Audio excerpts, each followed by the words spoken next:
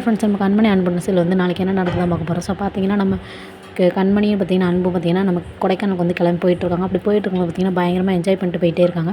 அப்படி போயிட்டுருக்கும்போது நம்ம அன்பு வந்து சொல்கிற மனசுக்குள்ளே என்ன நினச்சிக்கிறாரு, நம்ம எப்படியாவது வந்து கண்மணிகிட்ட வந்து இந்த தடவை எப்படியாவது நம்ம லவ்வை வந்து சொல்லிடணும் அப்படின்ட்டு வந்து ஒரு முடிவில் இருக்கார். அப்படி பார்த்தீங்கன்னா மனசுக்குள்ளே நினச்சிட்டே போயிறாரு.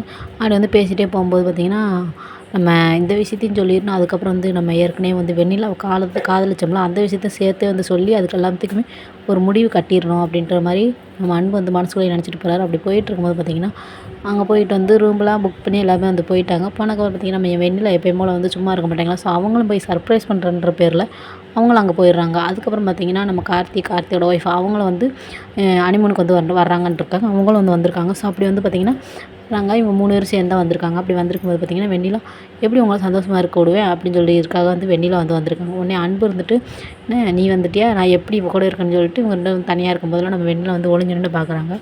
ஆனால் நம்ம அன்பு வந்து எப்படின்னு சொல்லுவாங்க, அந்த உலகத்துலேயே எனக்கு பிடிச்ச பொருள்னா அது நீ தான், உன்னை விட அறிவாளியும் அன்பானவளும் நான் உலகத்தில் பார்த்ததே இல்லை அப்படின்ற மாதிரி நம்ம கண்மணி வந்து புகழ்ந்து வந்து நம்ம அன்பு வந்து பேசுகிறாரு. அதை பார்த்துட்டு நம்ம வெண்ணிலாவுக்கு வந்து பயங்கரம் வந்து கடுப்பாகுது. ஸோ எப்பயும் போல் வந்து ஏன்னா அன்பு கண்மணி வந்து உண்மையாக இப்போ வந்து லவ் பண்ண ஆரம்பிச்சிட்டாங்க. அதனால் வந்து அவங்க எப்படி வேணால் இருக்கலாம். ஆனால் வெண்ணிலா தேவையில்லாமல் எப்படி வந்து இருக்காங்கன்னே தெரில. அவங்க ஃப்ரெண்டு தானே, கொஞ்சமாவது விட்டு கொடுத்து போக வேண்டியது தானே. தான் வேணான்னு சொல்லிட்டாங்களே, இவங்க நோய் இருக்காங்கன்னு சொல்லிட்டு, அன்புக்கு தான் நோய் இருக்குன்னு சொல்லிட்டு ஏற்கனவே வேணான்ட்டாங்க. இப்போ எதுக்கு தேவையில்லாமல் போய் அவங்க தான் வேணும் அப்படின்ற மாதிரி வந்து எதுக்கு தேவையில்லாமல் பேசிகிட்டு இருக்காங்கன்னே தெரில இந்த வெண்ணிலா. ஸோ அடுத்து என்ன நடக்கணும், அடுத்தடுத்து பார்க்கலாம். ஸோ ஓகே, போய்ட்டு இந்த வீடியோ பிடிச்சிருந்துச்சுன்னா மறக்காமல் நினச்சல சப்ஸ்கிரைப் பண்ணி வச்சுக்கோங்க.